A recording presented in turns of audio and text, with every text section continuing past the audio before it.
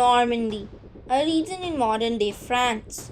The same land that would later produce William the Conqueror, who invaded England in 1066. But how did Normandy even come to exist? To answer that question, we need to go back to the age of Vikings, raids, silver payments, and one man known as Rollo the Walker. For a long time, the Franks and Danes traded peacefully, but everything began to shift when Charlemagne took power in 771. During the Saxon Wars 772 to 804, Charlemagne expanded his empire northward. This brought him uncomfortably close to Denmark, raising tensions with the Danes. Trade continued, but suspicion grew. When Charlemagne later developed a navy to defend his coasts, the Danes saw it as a threat. To them, it looked like preparation for invasion, so they struck first. After Charlemagne's death in 814, his son Louis the Pious inherited the empire. But after his rule, the empire fractured among his sons, leading to civil wars. These conflicts weakened the Franks, and the Vikings took advantage. Frankish rulers even hired Viking warriors to fight their battles.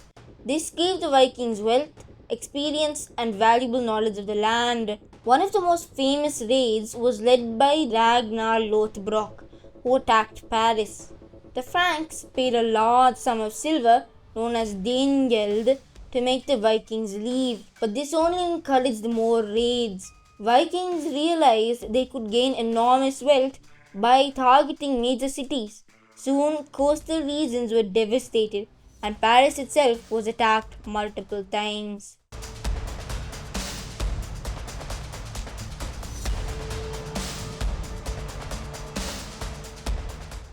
And then came the remnant of the great heathen army that was once defeated in England by Alfred the Great.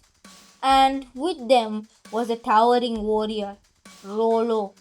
He was said to be so large that no horse could carry him, earning him the nickname the Walker. And Rollo was now setting his eyes on Paris. By this point, Paris was no longer an easy target. During the siege led by Rollo and his forces, the Vikings attempted to break the city, but faced strong defenses and heavy resistance. The Frankish ruler, Charles the Fat, chose negotiation over prolonged destruction. He offered the Vikings a massive payment of silver, around 700 pounds, to leave Paris and instead raid Burgundy. They accepted, but Rollo never forgot Paris because he would return. In 911 AD, Rollo came back. This time, his campaign stalled when he was held back by forces, including the Bishop of Chartres, preventing a quick advance. That delay gave the Frankish king time to respond. Soon, a larger Frankish army began closing in, threatening to surround Rollo and his men. In a night maneuver, infiltrators entered the Frankish camp and blew horns, creating panic and confusion. Expecting an attack, the Frankish army reacted in disorder and marched out. Rollo then attempted to retreat towards his ships, but time was running out, and the Frankish cavalry was approaching fast. And Rollo ordered his men to kill the livestock they carried and form a barrier of carcasses. When the cavalry tried to charge, their horses refused to push through, slowing the attack, just enough for the Vikings to survive.